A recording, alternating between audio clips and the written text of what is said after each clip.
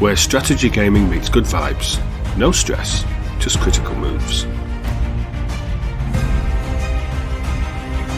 Hey everybody, welcome to the Critical Moves podcast. My name is Jochen Hayden, but you can call me Shane. I'm joined here by Al. Hello, strategy gamers. Sir Nuno. Hello, guys. And Timothy. Good day, everyone. Today's episode is entitled The Strategy Games That Made Us. So what we're going to be doing here is we're going to be talking about 3 influential strategy games that we have played in our strategy gaming careers. The first one we're going to talk about is the first strategy game that we've played. The second thing we're going to discuss is the hook game, or the game that got us really hooked into strategy gaming. And then lastly, we're going to discuss our most recent strategy game that we've been playing. So we're going to go ahead and start off with Al. I'd like him to go ahead and tell us about the first strategy game that he's ever played. So this will be one that everybody has played, I would imagine. Red Alert, part of the Command & Conquer series, released in 1996. Just an absolute eye-opener for me in terms of what you could do in games. I just found it to be just the setting, the alternate history, the World War II was just a fantastic experience. Yeah, definitely played it. I think most of us have. Yeah, my favorite part about the Red Alert game were the cutscenes, the videos in between the missions. Those were the best. Yeah, the FMV cutscenes were amazing back then. It's a shame that those have went out of style by now, right? I'm not a huge fan personally. I don't think they're that great. Oh man, come on! It's so cheesy. I mean, like I get it. I get what it's going for, but it's just not something for me personally. I find them so cheesy and over the top. Yeah, but I think it went perfectly well, the tone of the game, because like Red Alert never took itself too seriously. Like it was just kind of a goofy setting, and then Red Alert 2 actually even took that goofiness further with their super weapons and like the sci-fi setting, half sci-fi setting, right? Because it's based on the Cold War. And the FMV scenes had a lot of famous people in them back then. Like they have Tim Curry. Exactly, Tim Curry was like. Oh, it's right. Tim Curry was in there.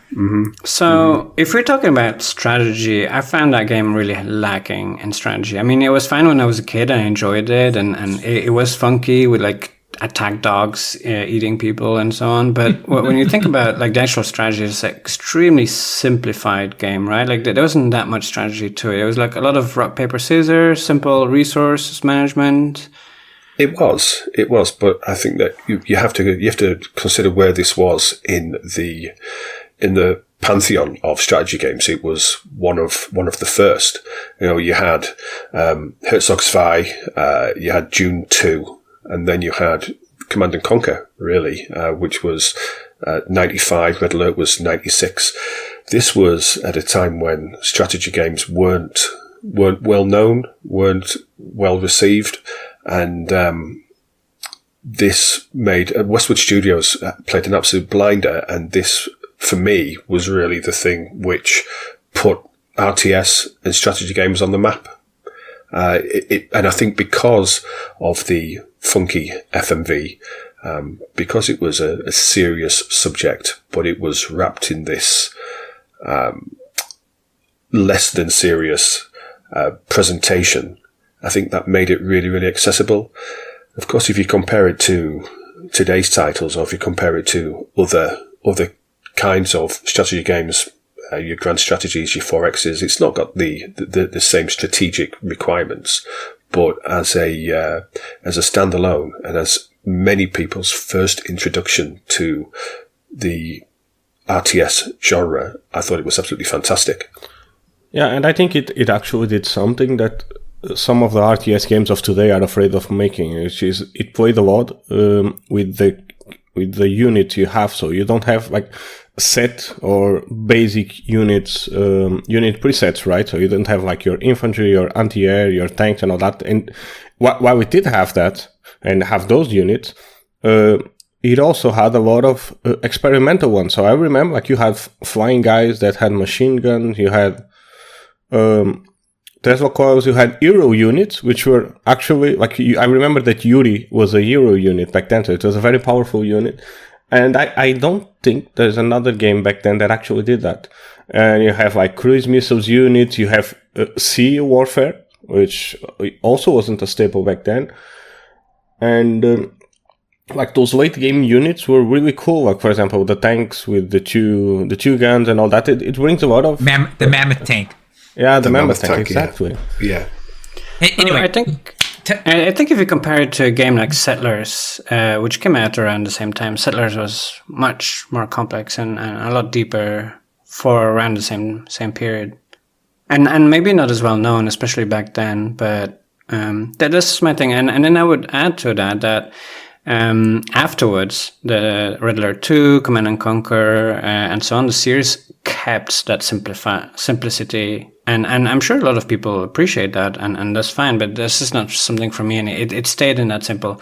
You say, like, yeah, in 95 or whichever year it came out, it was still the early days, but they kept at it. They never improved the complexity of the formula at all. Well, I suppose, do you need to improve on it? If you look at the Civilization series, we're going to have Civilization 7 in February 2025. It won't be a significant improvement on Civ 6, which wasn't a significant jump from Civ 5. If you have a formula that works, play it until it works. But of course, this formula didn't continue to work. The Red Alert 1 was fantastic. Red Alert 2 was, some people think it was even better. I thought things got a little bit too outlandish for me. As much as Red Alert 1 had Tanya, the hero, it had different units. It was still, I don't want to use the word realistic, but it was kind of acceptable. It was grounded, right? It was somewhat grounded. Mm-hmm. Where if you look at Red Alert 2, where there's a tank that can, with a cannon that can fire infantry across rivers and things, I think they took the slapstick too far, and I think that when you look at the other games in the Tiberium series, they probably weren't as camp as what Red Alert was.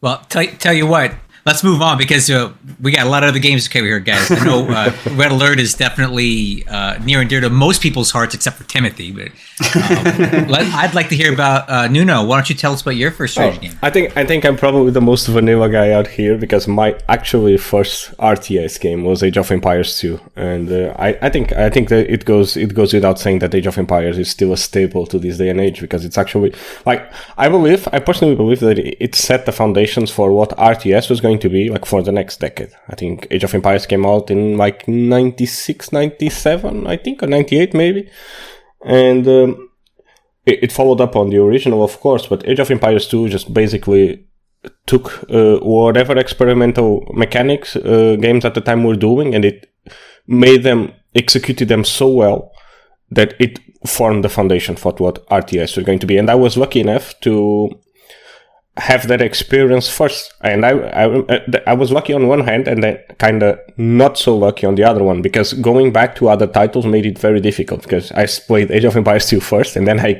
went back to play the original, and I remember feeling a bit charred by how not polished it was. But I gotta say, like, Age of Empires 2 for me, it's a game that I still play to this day, because it's so well tuned, and it has a lot of small mechanics that I didn't know existed for like 20 years. So the fact that archers do extra damage because they're firing from like an uphill position, I never knew that as a kid, because remember that when Age of Empires came out, I was like 8 years old, so I didn't even know how to speak English back then. So it was all guessing. And like units have penetration values and all that. It's really well made. And then the economy aspect of it also, it's not complex enough to the point where it's really hard to get into it, but it's also complex enough that you need to play around with it. And I'm not talking about like metagaming, the kind of min-maxing everything. I'm just talking about like a general feel of it. And then something else that really drives me to Age of Empires is this medieval aspect of it, because I really love the medieval times. And I think that until Total War Medieval 2, until I played Total War Medieval 2, I think that Age of Empires for me was like the realistic medieval game to go. And as someone who always loved that era since I was a small kid, I think it was my go-to game for years. Like, I remember, like, until 2006, it's just when Company of Heroes came out, I was still playing Age of Empires like pretty much every single game. So for me, you say you still play it today. Well, you're not alone. It's still one of the, if not the most played RTS game out there, and it's not just set the stage for the next 10 years. It's set the stage for up until today almost. Games that come out today still take a lot from that game. So, absolutely amazing game. One of my most played games ever, I would say, and so much fun, so nice. And competitive too. It's crazy. There's still today like people playing it competitively for very large amounts. And you mentioned like some small details you didn't know about. I think there's good and bad about that. But there's also a YouTuber, quite active, quite popular as well, Spirit of the Law. He still puts out YouTube videos explaining some hidden mechanics in the game. I think that's incredible. Yeah, and I think like, so another thing that actually helped me to, I think not helped me to love the game, but something that really pushed it forward to me was also the Conquerors expansion, because the Conquerors expansion was also fantastic. And I remember that back then, like, I'm someone who's from Portugal. Portugal is very rarely seen in games, and I didn't have Portugal back then, but I had Spain as a country or as a playable faction back then, and I loved, like, I just played like Spain all day. Like, I just played with bots because I didn't have internet back then, so I just like played with bots until today. I never played Age of Empires online ever. I'm just like a solo gamer, so for me Age of Empires has always been like a single player experience. I played all the campaigns, and I think I played all skirmish maps against probably all factions. Tim, what about you? What's your first game? So one of the biggest strategy games that I played starting out was Anno 1602. And that game was quite something for me. And what I appreciate till this day really is that it's not such a straightforward, easy, oh, you do this and then you do that. Especially when you're discovering the game, you have to kind of figure it out and puzzle it together, and you kind of struggle against the environment a bit. And there's like bad things coming at you that you have to overcome and so on. And I think that's really great if you have, if you're not just free to do whatever you want, where you want, but you have like some force of nature counterbalancing that, and you have to overcome that. And that's a lot of fun for me. The pressure that you get, the thinking that you have to have, and the mindset it gives you as well. And playing a game that's not just free build, it's a challenge, it's something you need to overcome, basically. I really enjoyed that a lot. I don't know if you guys played it or played one of the newer versions. I've played Anno 1800, which is relatively new. I never played the one that you're mentioning though. It's really old, like it's from the 90s, and it's really fun. It was fun. It's the same principle. It's the same principle as Anno 1800, but very simplified, obviously, because of constraints. Well, I played 1503. I think like it was the next game on the series, all the way back then also. And I remember picking it up like from the brick and mortar store and not knowing what it was. I just picked up because the box cover looked cool. Like it had like a guy and some sheep on it. So I thought it might be an interesting game, but I struggled a lot with it because maybe I didn't speak English back then. So also very hard to play economics based game with it. But yeah, I found it. So since I had a lot of habits from Age of Empires 2, like going to a game that's mainly focused on the economic aspect of it instead of the military one. It was a really hard transition for me, but I loved it, and I still play. So I remember playing the game for years to come, and I also really enjoyed like Anno 1800. I mean, it's a fantastic title, and it's a great return to form after 27, I think. I don't remember like the last title prior to 1800. I mean, it was... Yeah, but they also made one in space and so on. I didn't try that one, but 1800 is very polished, very well done. The feel of the game, and then the difficulty of it scales really, really well, and you get a really city builder out of it and everything. So 1800 is like very good. Yeah. I'm curious to know, just so, why did you enjoy, like, what kind of aspect did you like? Yeah, it was difficult, and I would play it with my friend at the time.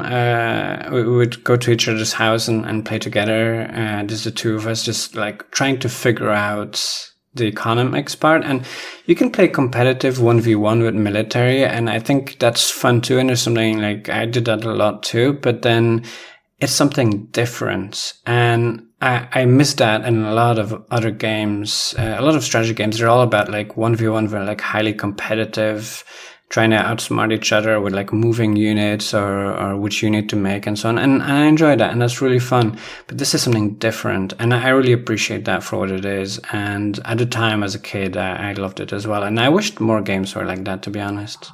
So is Anno 117 on your wish list then?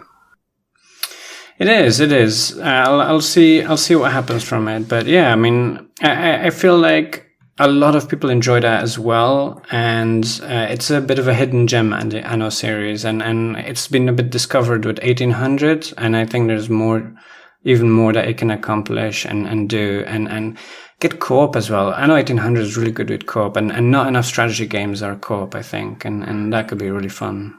This new one's Pax Romana. I guess it's based in ancient Rome, which I think is something which has been done to death. Oh, I was going to say the opposite. Yeah, I think Rome has been severely lacking lately. Well, we played Caesar. Caesar was fun, no? Maybe recently, but over time, it's been milked. But anyway, moving on. Oh, okay. Moving on. I think it's my turn then. All right. So I'm going to take you guys back to the past here. So the first strategy game I ever played was called The Civil War, and it was a 1995 title made by a British company of all things called Dagger Interactive, and it was published by a company called Empire. Now, I bought this game on CD-ROM with my Packard Bell Legend 204 CD computer. It was the first real modern computer that I had, and I'm looking at the Wikipedia entry for this game, and it said the game received mixed to negative reviews from Computer Game Review. In 1996, it said it was the 10th worst computer game ever released.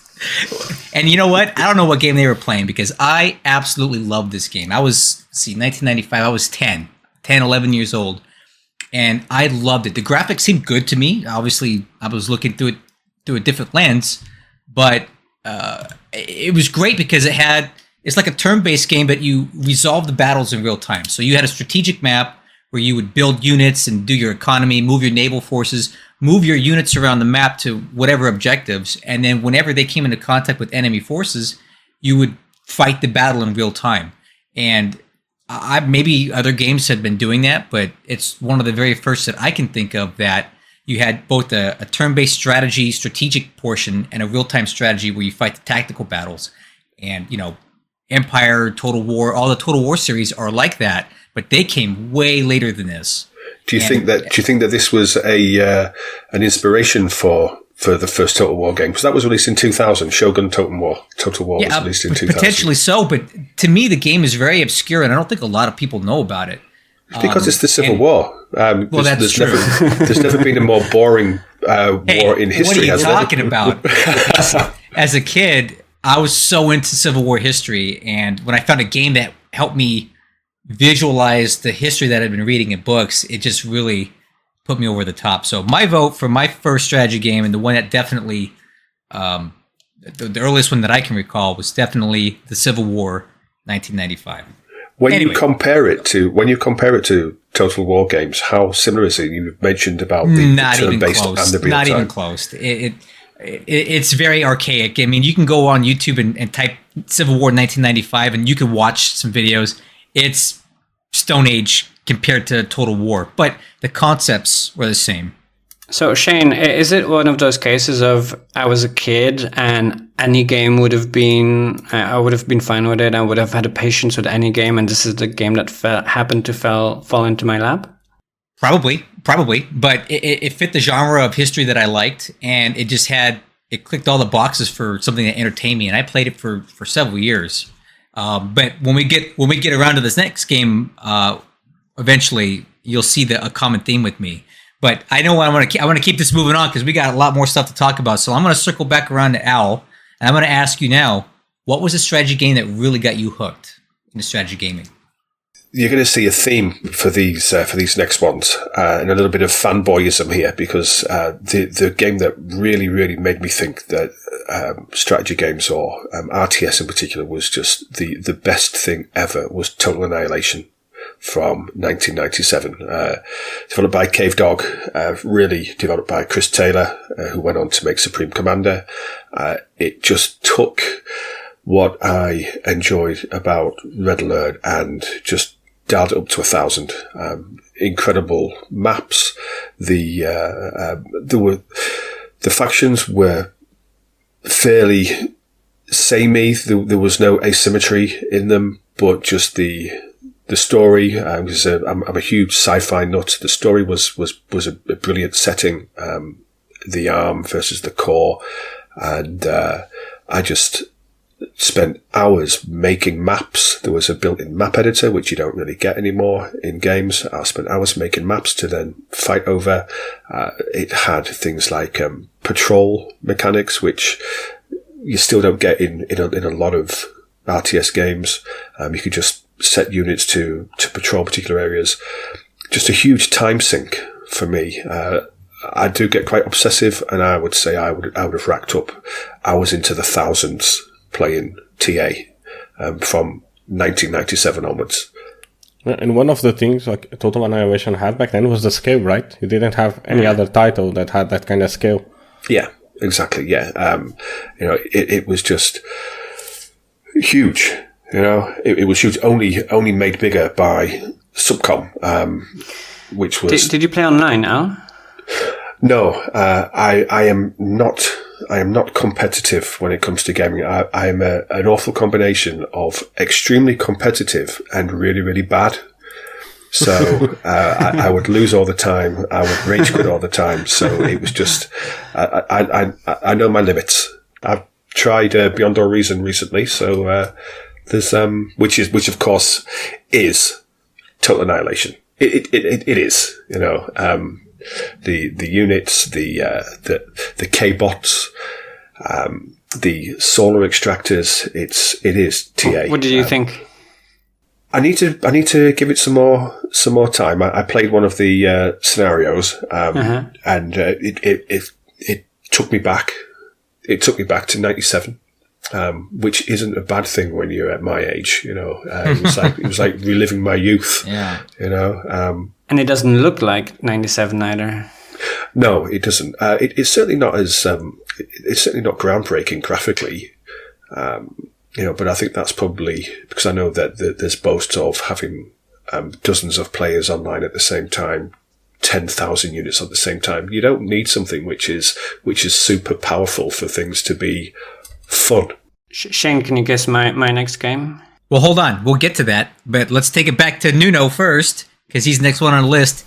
Let's hear it. What's the hook game for you? So my hook game for me, I think I have two. So this might be a contentious one. The first one, and might be a bit boring, is actually Stronghold. So for those that don't know, Stronghold is a game it's a game also from I think 2000 or 2001, and it was a medieval castle builder basically, or an RTS medieval castle builder. It's exactly for the same reason that I mentioned before. It's just I love the medieval times, and then I remember playing Age of Empires 2, and in Age of Empires 2, despite being set in the medieval times, you couldn't actually do medieval stuff. So you didn't have production chains, you didn't have castles, you weren't able to garrison your wall. So while it was medieval, it didn't feel like. And Stronghold made it feel very medieval. It took things up to the extreme, and it actually zoomed in a lot on that aspect, and I loved it. But I think that the other game is actually Company of Heroes. I think that the game that really set me off after Age of Empires was Company of Heroes,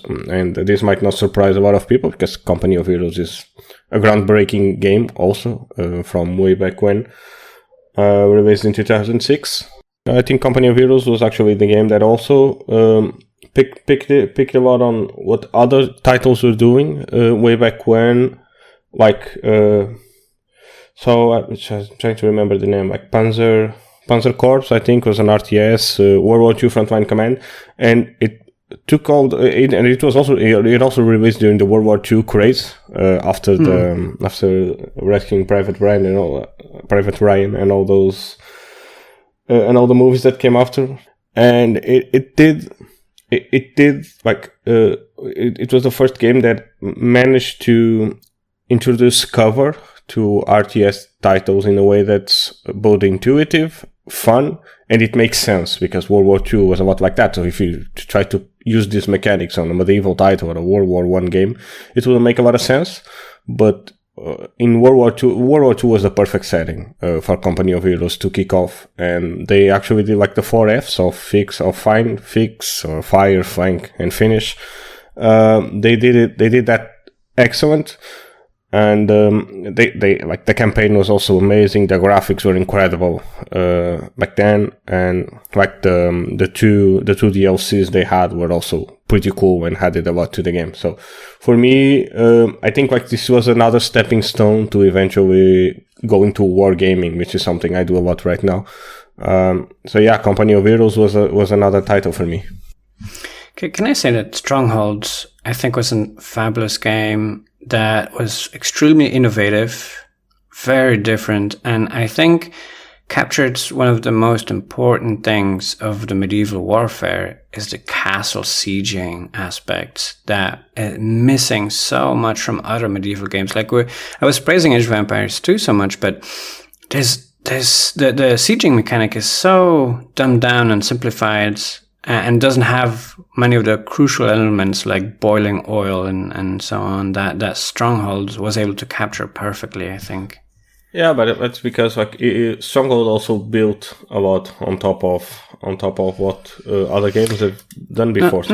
Not so much because the economy worked completely differently than any of the other RTSs. Like the popularity thing, that means that you have more citizens or less citizens, but then the more you have, then they require more food, and if they don't have food, they're unhappy, and then like the workers going to their job to their you had to set production chains, you had to protect those production chains, and it was for the first time you could actually starve a castle, which is a realistic part of medieval warfare, is that you could starve a castle to defeat. And so it was an amazing castle siege game.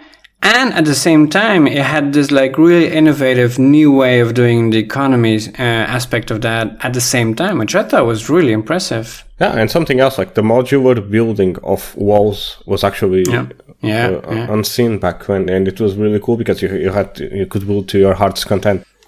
Is it similar to Cataclysmo? You mentioned about modular castle building. Yeah. Cataclysmo is heavily inspired by Stronghold. Yeah. All right, here's what we got. Great conversation, but I want to make sure we don't forget about Tim here. So, Tim, what do you got? What's your hook game? Well, you've heard it before, and it actually started some years after Total Annihilation, with people wanting to recreate Total Annihilation in a new engine to capture like a really good 3D mechanic that in the 90s was really difficult to do. And they started with this Spring engine, on which over decades of time they built what is today known as Beyond All Reason. And I've been playing that on and off for almost 20 years now, and it is the absolute peak of RTS gaming you can have to this day, and nothing comes close to it. And it's absolutely, it just blows out all the competition out of the water. I'm not even exaggerating. It is nothing to do with me being part of it. It's just the mechanics, the UI. I have something to say, all of these other games, they're built by studios who have this timeline of like, okay, we're going to build this game in a year, 2 years or something like that. We have this budget and we're creating this and we're releasing this, and hope that's the game.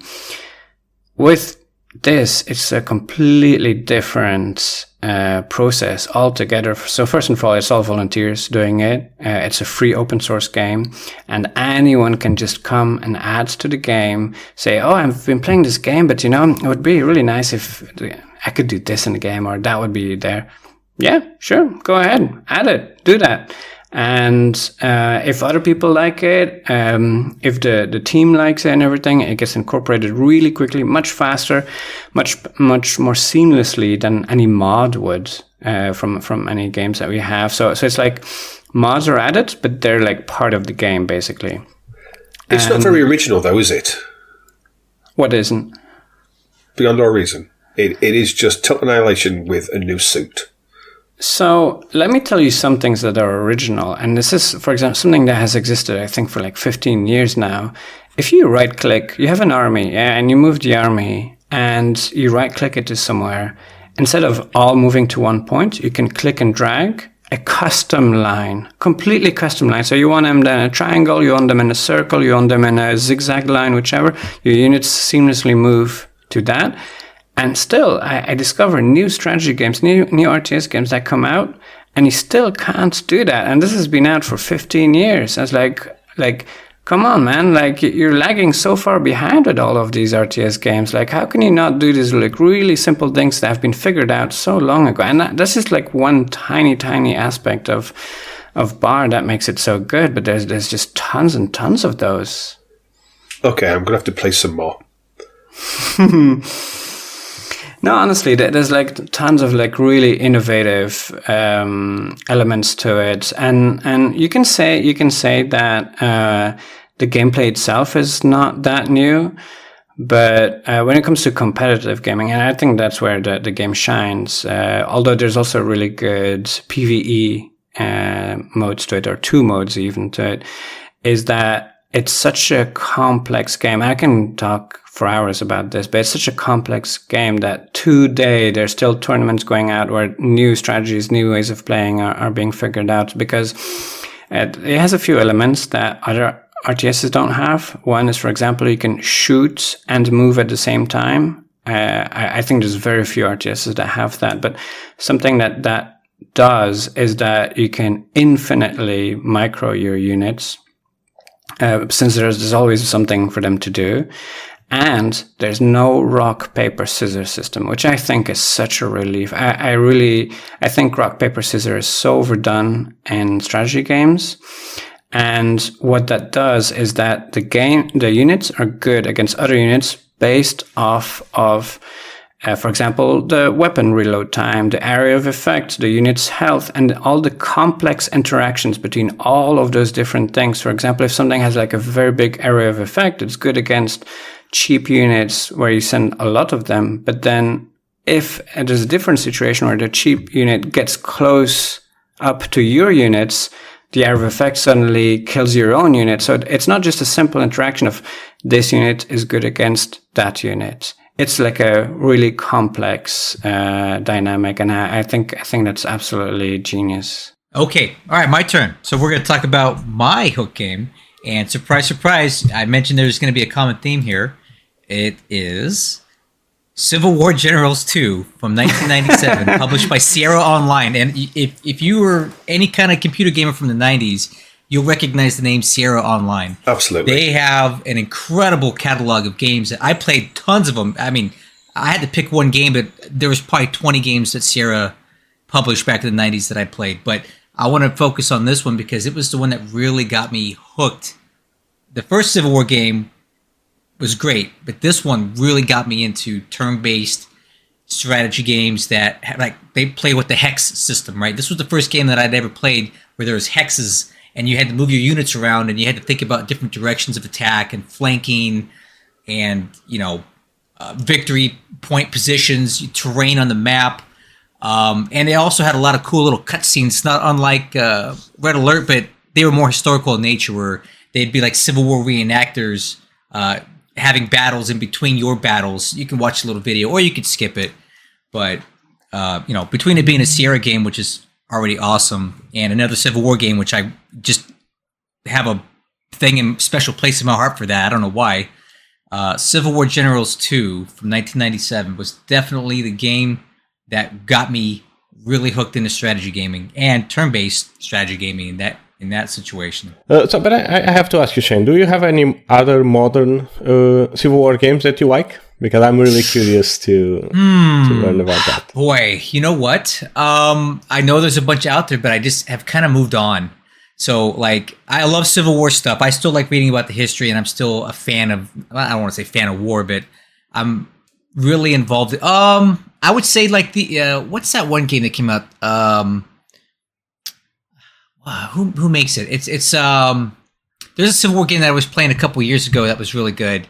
Right, the Ultimate General? Ultimate General, yes. Oh, absolutely. I really enjoyed those games. They're kind of dated now. I tried to go back and play one recently, and I just wasn't feeling it. I kind of got burned out on it. But when they were new, I played the Gettysburg one, and I played the whole Civil War one. In fact, I about 6 months ago, I just finished a Confederate campaign. So that game is great, too. I enjoyed it.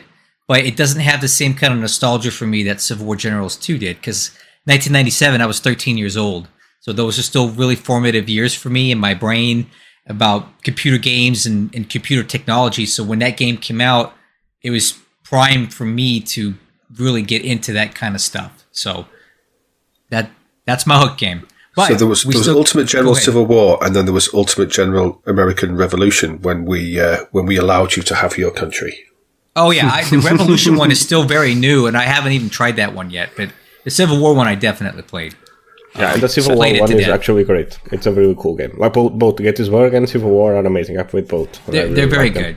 But so Shane, I do have to say that as someone from far away Europe who doesn't know that much about the American Civil War and hasn't played much of those games, in the future I'd be really curious to hear your thoughts about the whole strategic aspect of that and those games included. Perhaps not today, but I'd be very curious about that. Oh yeah, so some other time let's have a long conversation about it because there's so much to discuss about the American Civil War, from the logistics, the strategic level, the tactical battles, the generals, the personalities. We had it all. No one does Civil War like United States, man. We really turn it up to the next level when we do our Civil Wars. You guys don't even know.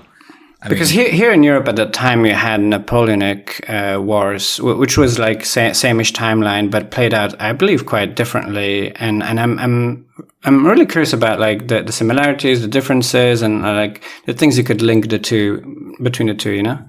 I would love to have that conversation, and I think that's probably a great episode in the future. But I definitely want to move on because we do need to finish with our current games, and I want to circle back around for the last time to Al.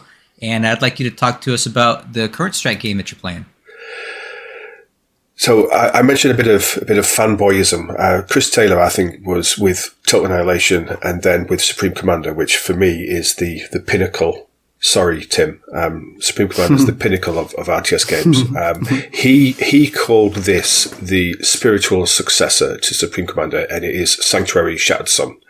It's in development at the moment, but I work with the development team.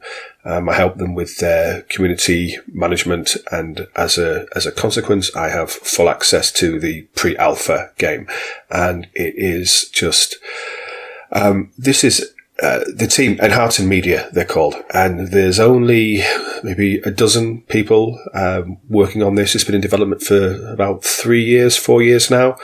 It is Supreme Commander in a new suit, like TA is now Bar, but they have taking it to the next level. Some of the mechanics in there's a situation where you can, it's set on a Dyson sphere, which has been built around the sun. And there's super weapons you can use to shatter the map. You can blow huge holes in the map, which everything just falls into the sun beneath. It's just absolutely fantastic. You can use different mechanics to freeze the oceans. If you freeze the ocean, then any amphibious units moving across the ocean get trapped under the ice. Ships can no longer move, and tanks can roll right across. So these mechanics to just change the entire dynamic. You're separated by a huge lake from your opponent. You freeze the map and you just roll your tank straight across. It's just incredible when you think that of the team that have made it. They're all veterans of Forge Alliance Forever. They worked on FAF a lot, as in creating maps, creating units. One of the guys created the Nomad faction for FAF. but I could, again, talk about it for forever. We'll do that in another episode. I'll try and get the guys on to talk to us.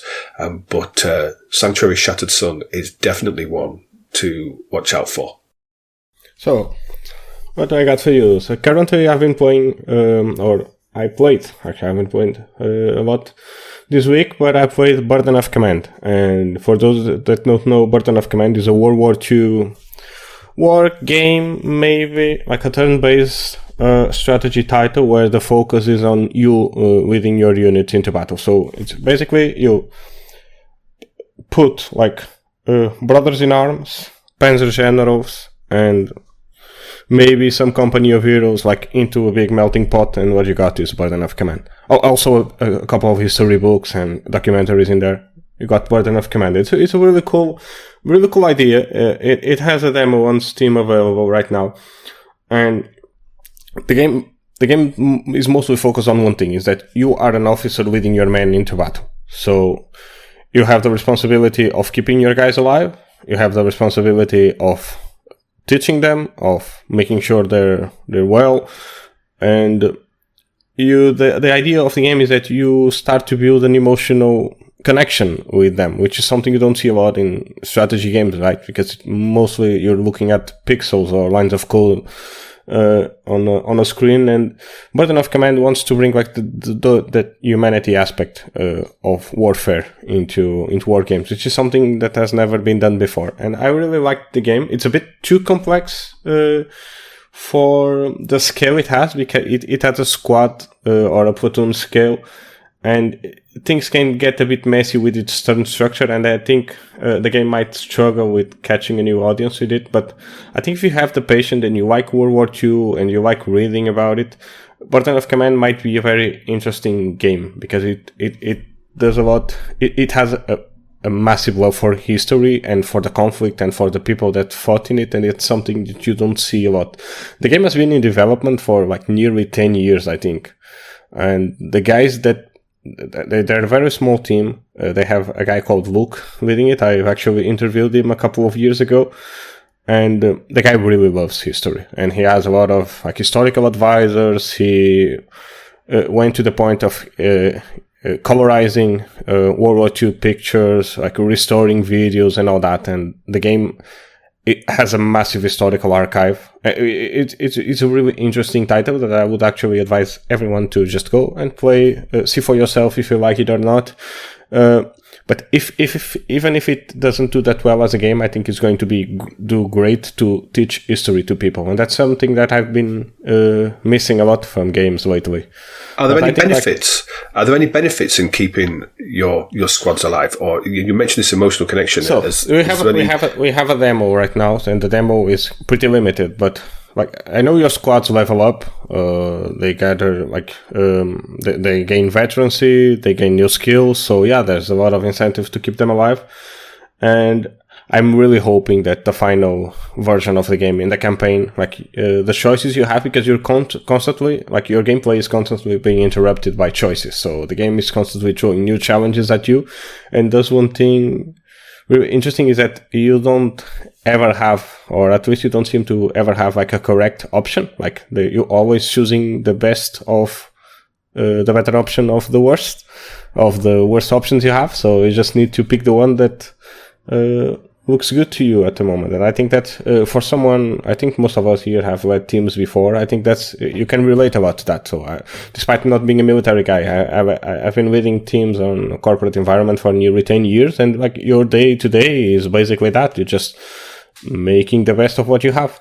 Here, the game is it's trying to materialize that on a video game. And I think I think you need to celebrate that. It's a very rare achievement to do. Like very few games attempt to do that. So most games just focus on the depthness, how deep the mechanics are, how good the graphics are. And like Burden of Command just says, okay, we have cool graphics and the game looks decent.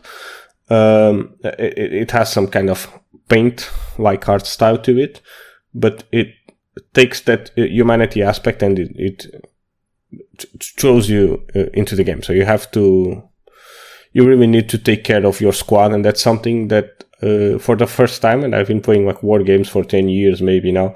I've seen that. It's the first time I've actually seen someone build a game around that, and it's really cool. I really like it. If you guys haven't tried it, you really should try it. Awesome. So hey, let's get on to Timothy. Tim, go ahead and give us what's your current game. What are you playing right now? I just finished actually a great game that I think, it kind of has like a completely different look on what strategy is. I think a lot of us, when we think about strategy games, we think of like a very gamey game of like, how many points you have and how many resources of this you have, and you get a building and you make something and everything like that. You control some units, you move them around, and it's something that I've been itching for a really long time, and I finally found it, something different in Suzerain. To me, Suzerain takes a totally different look on strategy, where it matches more with a role-playing game where you play as a president of a nation, and instead of like controlling some units and moving some things around and stuff, it plays it like an RPG. It's a mix of RPG and strategy game where you make like very strategic decisions by talking with people. Instead of, you move something or you click on something, you make an upgrade or whatever, you do none of that. You play by talking with people, which is like not something most of us are even used to doing, but basically you make decisions. Everyone that you talk to has their own agenda, has their own,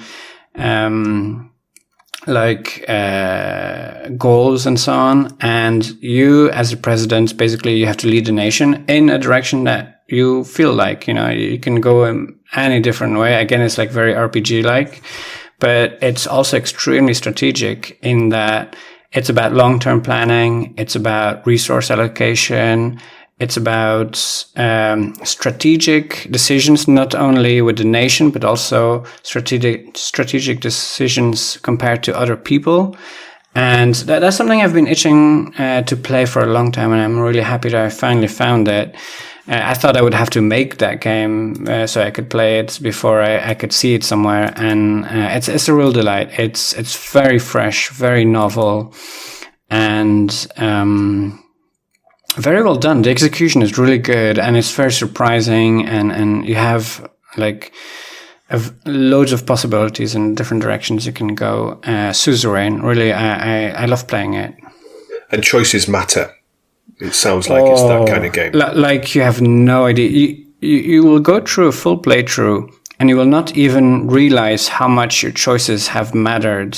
And then you play a second time, and like, oh my goodness, I made this other decision, and I didn't realize how much it had impacted my play when I was doing it. But now that I made a different choice, everything turns out so differently. Like it's almost a brand new scenario, how much it has changed. And that's like very impressive that it has accomplished that. So I'm going to go last here, and I'm going to go ahead and bring us full circle. The current game that I'm playing, it's not new. It's been around forever, but there's nothing like it. I am playing right now War in the Pacific, Admiral's Edition. So the original War in the Pacific is a Gary Grigsby game that came out in 2004. And if you know anything about turn-based strategy, Gary Grigsby is the godfather of all turn-based strategy games. He's got War in the East, War in the Pacific, War in the West, War between the states, War this, War that. He is the guy from the 90s and the early 2000s for turn-based strategy games. And I discovered this game on a whim, maybe about 2 to 3 years ago, watching some YouTube videos. A guy named Strategy Gaming Dojo. He had a YouTube channel, and he was showing tutorials, and he was playing a guy named Lodrick. And I really got into it because he was recording the turns and showing all the stuff going on, and I just got so excited about it. So basically, War in the Pacific is a gargantuan turn-based strategy game set in the Pacific, and the map boundary goes from Aden in the Middle East all the way over to the west coast of the United States. Now, what's cut out of there is Europe, because that would be a different game. But the scale of War in the Pacific is immense. From India, Australia, the South Pacific, the Aleutian Islands in Alaska, all of China, the Soviet Far East. It's all represented in this game. And to this day, we're still learning things about the game code and the game dynamics and the mechanics of this game that just aren't in the manual. The manual kind of sucks, and there's a reason for that. Because they want there to be some mystery and some chance and some what ifs. They don't want people to game the mechanics so hard that you can just make it like you can't lose. There's always going to be a chance. Gary Grigsby, the guy that wrote the code for this, is world renowned for his using of die rolls to add a little bit of chance into the combat calculations for this game, and that's why it's infinitely replayable. You can play against the AI, which I don't recommend because it's a scripted AI and it's not very good. It's very early 2000s kind of AI. But where the game shines is when you do a play by email, which is basically a 1v1 with another human. And I've built a Discord server. I've built a YouTube channel on this game. You would be amazed at how many people are actually into this stuff. And it's infinitely replayable because you can do anything you want. When you start a new campaign, go ahead. So how different is it from Hearts of Iron? Oh, night and day. Hearts of Iron is fun. I would call that an arcade game. And the thing, I know there's some mods out there like the Black Ice mods that make it a little bit more engaging. But Hearts of Iron is more where you build an economy. You do a lot of political stuff. You do all that. Warner Pacific is nothing like that. There's no economy. Well, there is some economy to it, and there's a lot of logistics, but there's no political considerations. You don't build the same kind of things that you build like in Hearts of Iron. They're not comparable whatsoever. Because I guess that's a fair warning to all those who try to pick up Hearts of Iron and find it like way too complex to ever even try and find it like way too overwhelming. That's like a good warning to those people, right? Well, if you think that Hearts of Iron is difficult and overwhelming, Warner Pacific is 10 times as complex. That actually sounds very appealing. Come check out my YouTube channel. I got tons of tutorials. What were you going to say? Just how realistic is it? Oh, it's depends. It depends on how realistic you want it to be. Now, for example, if you're playing a historical scenario, if you're playing, let's say for Japan, all you're going to get is what they got. Like you can't decide to build, I want to build 10 new heavy cruisers, or I want to build 8 new carriers that they never had. You don't get that option. You get what they get, and your limit is to manage when they come out and how many resources you want to put into expediting the building of the ships they historically had. You can't just decide to build whatever the heck you want. It's predetermined. The scenario is created, so you're stuck with what you got. So if you're playing Japan in this game, you're on a time clock because they only have so many battleships, so many carriers, so many cruisers, so many this and that. And when you lose them, you don't get any more because they didn't build any more during the war. Some people have done alternate scenarios and stuff where they add things in, but I don't play like that. I like to play with the historical stuff that they have, and it's Is it 2-player? Yes. So the way I play is play by email. So I'm actually currently in a campaign against another human player in the United States, and it's me versus him. How does Japan win? I play Japan because but how do you win? What's the objective? Say again. How does Japan win? Like, what's the objective for Japan if they're on this time clock? Which I think is cool. This asymmetry in games, But like, what's their objective then? So briefly, because I don't want to monopolize the time on this thing. There's 2 ways you can win as Japan. So there's a thing called auto victory, and everything's built off of victory points, right?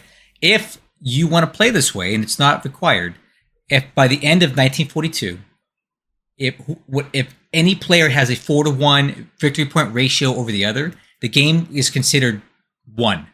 Now, not everybody plays that way. You don't have to stop playing if you get an auto victory on December 31st, 1942. You can say, heck, I'm going to keep playing. But if you do that as Japan, you're going downhill from there because the amount of material and equipment and technology that the Allies develop as the war goes on, it becomes a mountain. And there's just no coming back from that. So the way I play is I play for the auto victory. I want to be so good in the first year of the war that I cream the Allies and you just overwhelm them. And if I get to that point with this campaign where I get my auto victory, I'm calling it a win, and I'm not going to continue on. It's all downhill from there. Shane, I'm curious to know, how long does a game of War in the Pacific takes? Oh, years. So you can play different, it takes longer than the actual war, right? Oh, way longer. So you can play 1-day turns, 2-day turns, 3-day turns, but the game shines on 1-day turns. But I'm playing against a human that has kids and work and life, so we don't always move 1 turn per day. So there's 1,700 turns, there's 1,700 days of World War II in the Pacific. It could take you 10 years to get to the end of this. I've never gone that far, but this game could take years to resolve. But it's a labor of love. So it sounds like you would need like very evenly matched players to really enjoy it. Actually, otherwise, you're you don't. What you want is you want the better player to play Japan because they carry the war. If you have a crappy Japanese player and they get steamrolled in the first month, the game is over. There's nowhere to go. You want your better player to always beat Japan because they've got to carry the war, or the Allies just overwhelm you. You know, if you have a bad start, you're done. So I would say that the better player should always play Japan in that game because it. It's really interesting. Actually, I really like the asymmetry. Yeah. So the first year of the war, Japan is well positioned to do well because they were planning for it. They have the assets in place. The Allies are scattered all over the place. They're in Europe dealing with Germany. They're not ready yet for the war. Japan was, so they're going to start off strong, and it takes a long time for the Allies to build up steam and get ready. So you got about a year to really flex as Japan before the numerical superiority of the Allies just take you out. So that's how I play. I like to think I'm a strong Japanese player, and I like to play and go hard, really hard for that first year and overwhelm the Allies and take my win if I can get it. That's the way I play the game, but you don't have to play that way. Okay, anyway, I'm going to wrap this up today. I want to thank everybody for listening. I hope you'll tune in next week where we're going to be discussing the best strategy games of 2024. And does anybody have any plugs as we head out the door? I do. Go and check strategygaming.com. We just reached 1 million views. Go. Awesome. Well, Tim, you got anything? Got a plug? No, I'm good. No, you just called that strategygaming.com. That's the wrong... strategyandwargaming.com. Sorry. strategyandwargaming.com for Nuno. And then, of course, I have a YouTube channel. We've got about 8,500 subs. It's called Jochen Heiden's Combined Fleet.